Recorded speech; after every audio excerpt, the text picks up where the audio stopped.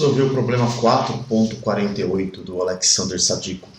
Determine o equivalente de Norton nos terminais A e B para o circuito da figura abaixo. Tá? O que o equivalente de Norton nos diz? Que dado um circuito linear, nós podemos transformá-lo, não importa como é esse circuito, na verdade eu não preciso nem saber como é esse circuito. Eu posso transformar esse circuito por uma única fonte de corrente, cuja corrente é a corrente de Norton, e a corrente de Norton é a corrente de curto-circuito, ISC. Quando os terminais estão curto-circuitados, né, eu vou lá e curto-circuito o terminal e analiso a corrente que passa por ele. Essa corrente é a corrente de Norton e a resistência de Norton ela é igual à resistência de Thevenin. É isso que o teorema de Norton nos diz.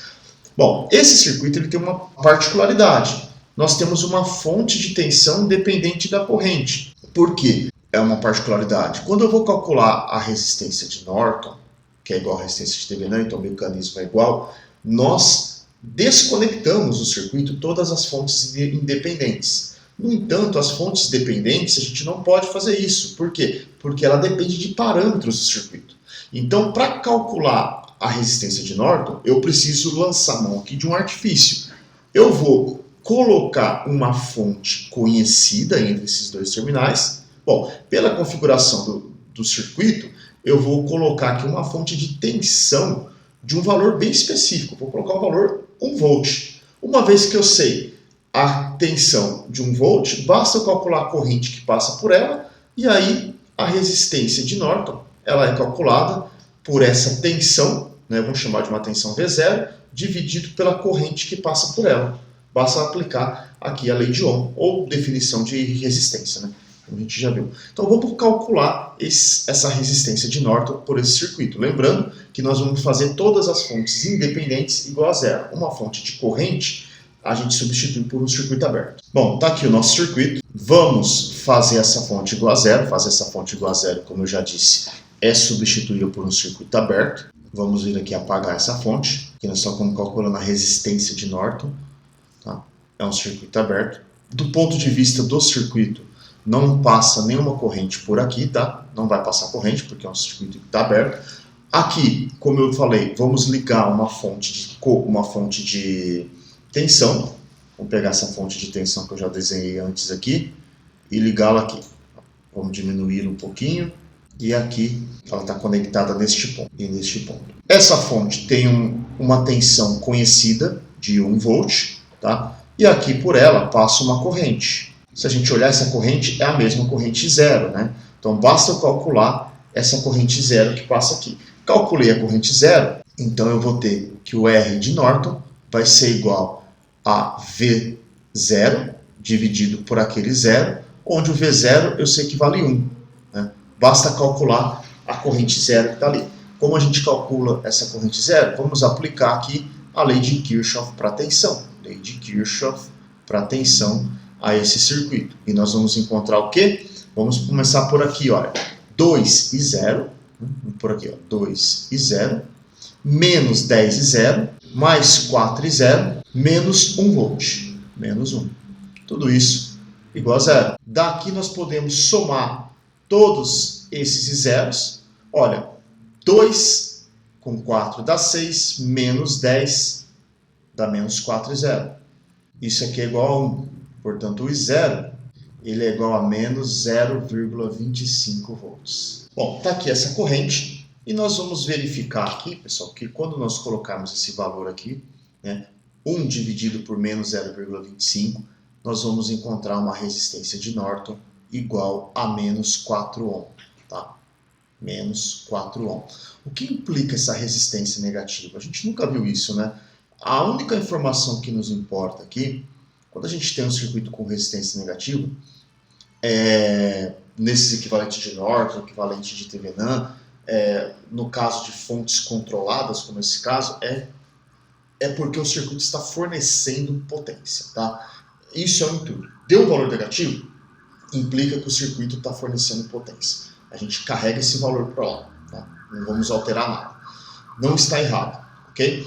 Vamos agora calcular qual é a corrente de Norton. Como a gente faz isso daqui? Vamos pegar de novo o nosso circuito. Está aqui o nosso circuito. Quem é a corrente de Norton? A corrente de Norton, pessoal, ela vai ser a corrente que passa entre este terminal e este daqui. Vou colocar uma linha um pouquinho mais grossa.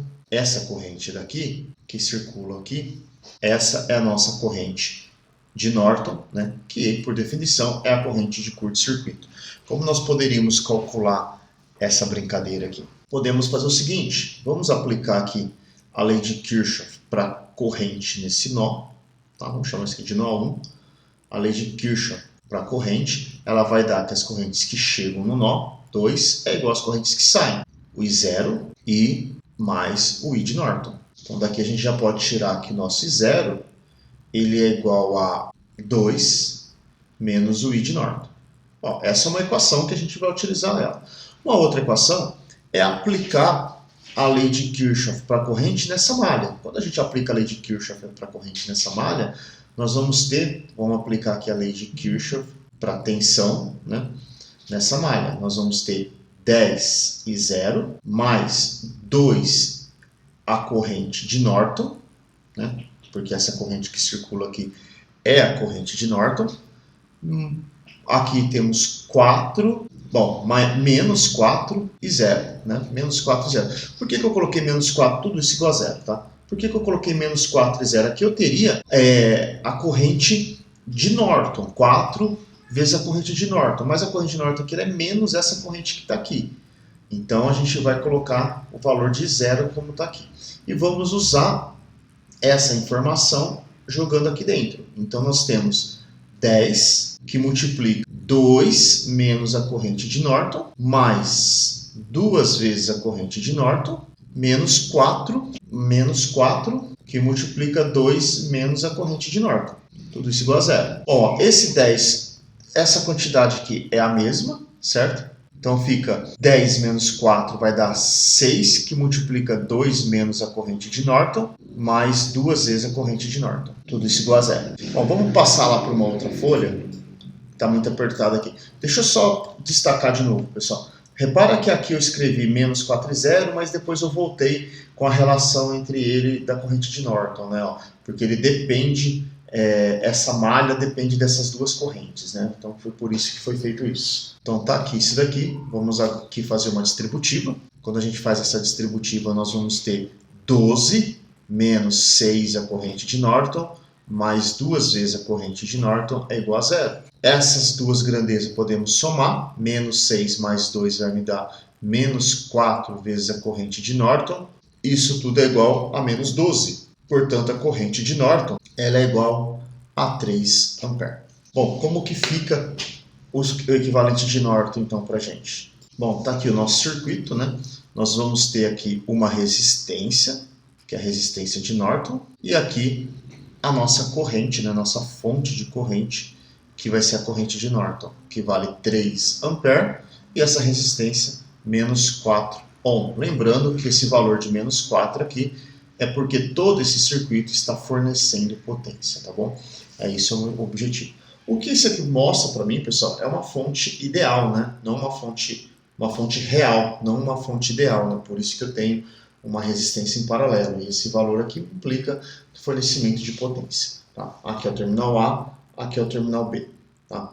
Bom, só voltando um ponto novamente, tá? Aqui quando eu calculei, pessoal, eu coloquei 0, porque a corrente que circula aqui depende da corrente dessa malha e dessa malha, e a relação entre elas é essa daqui, ó, que eu tirei da lei de Kirchhoff para a corrente. Por isso que eu coloquei menos 4 e 0, que está no sentido oposto ao que eu adotei. Aí o resto é só fazer conta. Então podemos finalizar o problema 4.48 e nos vemos numa próxima resolução.